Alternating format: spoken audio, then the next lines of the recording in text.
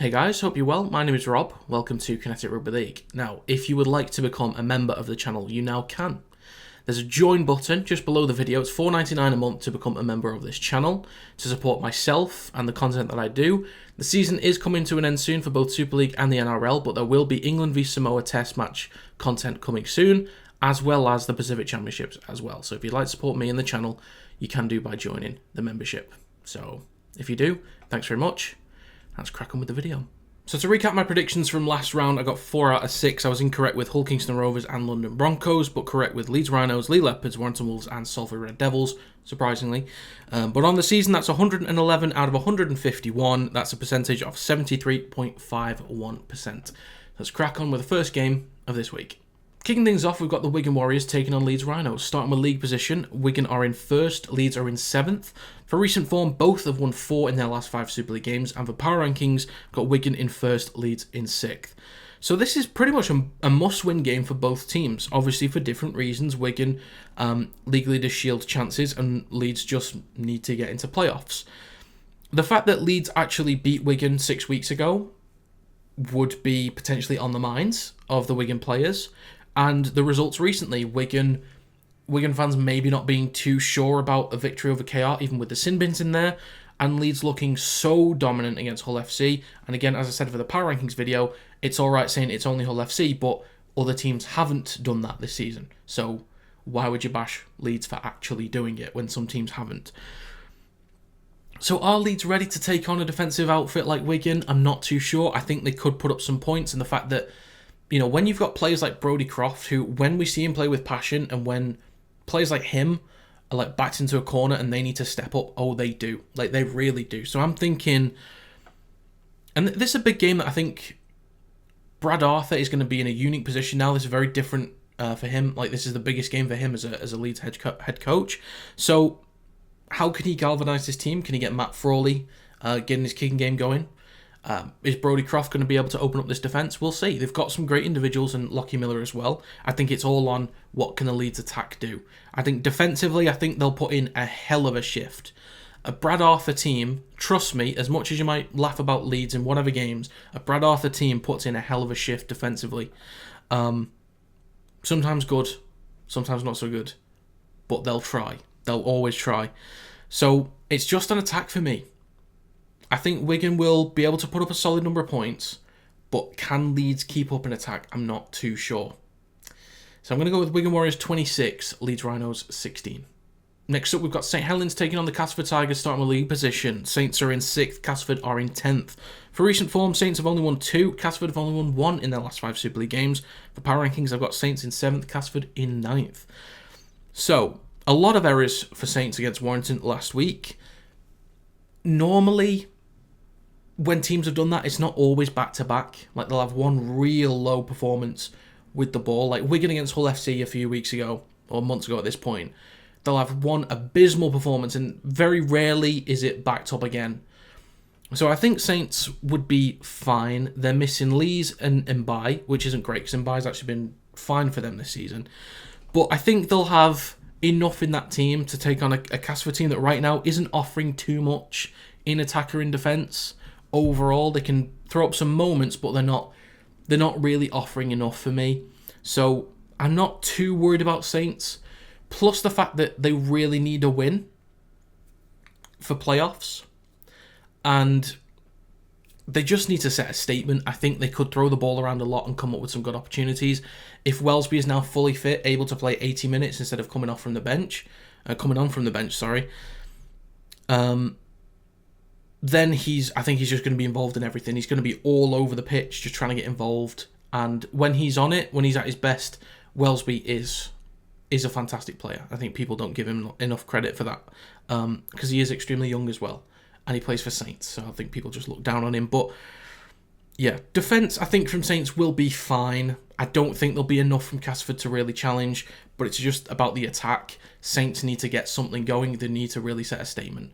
So I'm going to go with St Helens 28, Castleford Tigers 12. Next up, we have the Leigh Leopards taking on the Kingston Rovers, starting with league position in what could be the game of the round. So Leigh Leopards are in 5th, Hull KR are in 2nd. For recent form, Leigh have won 5, Hull KR have won 4 in their last 5 Super League games. For power rankings, I've got Leigh in 3rd, Hull KR in 2nd. Both teams are great on both sides of the ball, in attack and in defence. Leigh are beating teams that they should be beating. They look comfortable in games. Hull KR have been demolishing some teams, more than expected.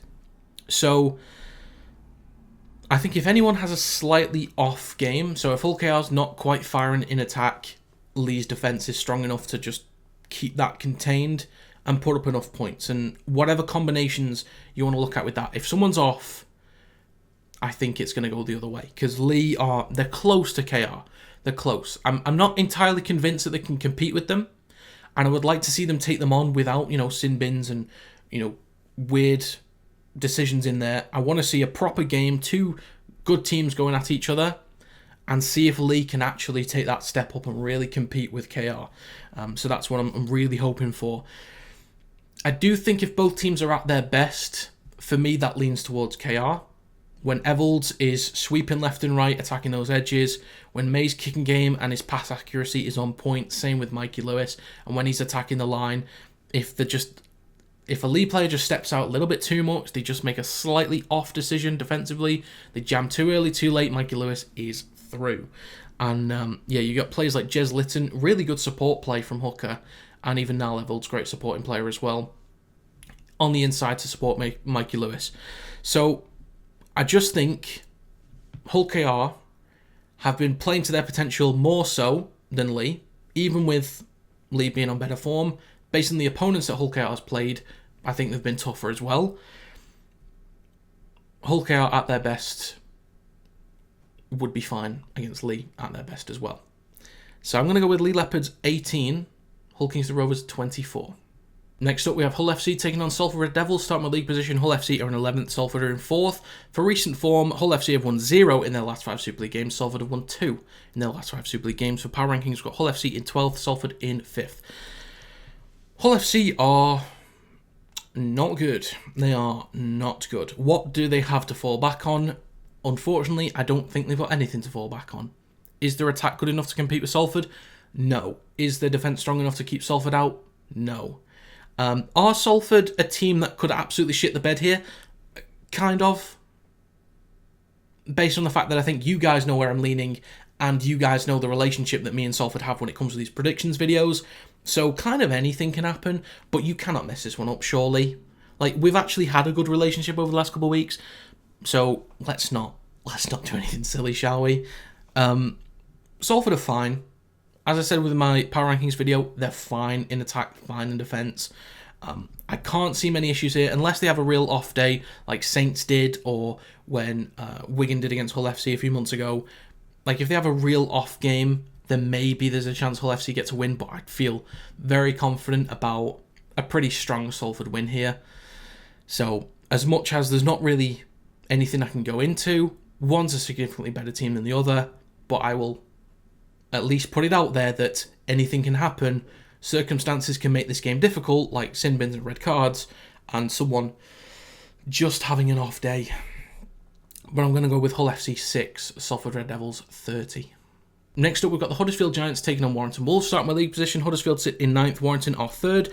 For recent form, Huddersfield have won 2, Warrington have won 4 in their last 5 Super League games. For power rankings, we've got Huddersfield in 10th, Warrington in 4th.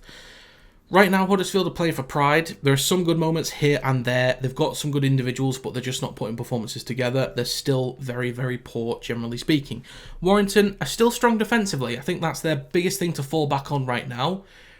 Their goal line defence is exceptional at the moment. So in the middle of the park, sometimes there's a few too many moments where they look to be opened up, but I think goal line defence is looking pretty solid. They're looking very stout at the moment. I think they do need a big win, especially for points difference, because if Leigh do manage to get a victory over Hull KR, I'm expecting a Warrington win, but there's still quite a bit of catching up to be done on the points difference side of things.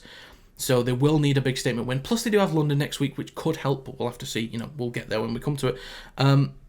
They need to start stronger still. Again, Danny Walker for me has to start, but if it's working, if it's, still ending up with positive results with him coming on as the impact player, then fair enough. But I think there's going to come a point where we start slow and we're going to get found out. And I think Leigh was a classic example of that. We started too slow. Because sometimes our forwards, they're not actually setting the platform that we hope they will. Yates isn't doing it. Harrison doesn't do it. And there's some others that they just can't set a platform for us, especially without Vaughan. And I think Max Wood is actually one of those players that can set a platform for us with the post-contact meters, but he doesn't really play at the moment. So Danny Walker is that help to get us through the middle a bit more. So I'm not too worried about that for this game. I'm just thinking later on in the season. But I think the only problem is there with the forwards that Huddersfield got, especially with Chris Hill, they could punch some holes through the middle early on and set a good platform. But Warrington should still be fine, defensively solid, and attack. I just need to see more from them. That's the only thing. I don't think Huddersfield will be able to challenge for the whole 80 minutes. They'll have some good moments. They'll put up some points. But Warrington, they need a much stronger attacking performance, I think. And need to see a bit more from Williams and Kai Taylor-Ray looking more like Williams and Matt Duffy. Even though it's very difficult to do, and Taylor-Ray is 18 years old, I'm not saying he has to do it. I just would like to see it, as would every other Wire fan. But I'm going to go with Huddersfield Giants 12, Warrington Wolves 32. Finally, for this round, we have the Catalans Dragons taking on the London Broncos. Starting with league position, Catalans sit in 8th, London are 12th. For recent form, both have won only one in their last 5 Super League games. For power rankings, I've got the Dragons in 8th and the Broncos in 11th. Catalans can throw up a few good moments, but not a full 80 minutes. They have some quality individuals that I think, compared to the individuals that the London Broncos have got, they should be able to pull off enough good moments to get a victory here. London are still fighting for pride at the moment, and 11th is the target. They will want to get a win, because I don't think they can see Hull FC winning any more games. The fact that London's already beaten Catalans this season, I think there's a lot of confidence going into this game, especially results over the last couple of weeks. A decent effort against Huddersfield as well. They'll think that they can still nab a victory, and this now is their best chance. It'll be easier against Catalans than it will against Warrington next week, unless Warrington can get away with resting players, depending on how League of the Shield results go. We'll have to see. But London will be fighting like crazy to get a victory here. I think they can, but just over the last couple of weeks, they've taken a bit of a step back, and I think Catalans are just okay enough that they should be fine. But I do think it'll be a solid effort from London, especially with the ball. They'll open up Catalans a few times because they're a bit unorganised defensively at times as well. But I think there are just enough pacey, intelligent players on this Catalans team that can come up with good individual moments to be the difference maker here. So I'm going to go with Catalans Dragons 22, London Broncos 16. So to recap my predictions for this round, I'm going to take Wigan, Saints, Hull KR, Salford, Warrington and Catalans all to win this week. If you've got your own predictions, please do let me know in the comments down below. Also let me know how you got on last week. But that is going to be it. Thank you very much for watching, and I will see you next time.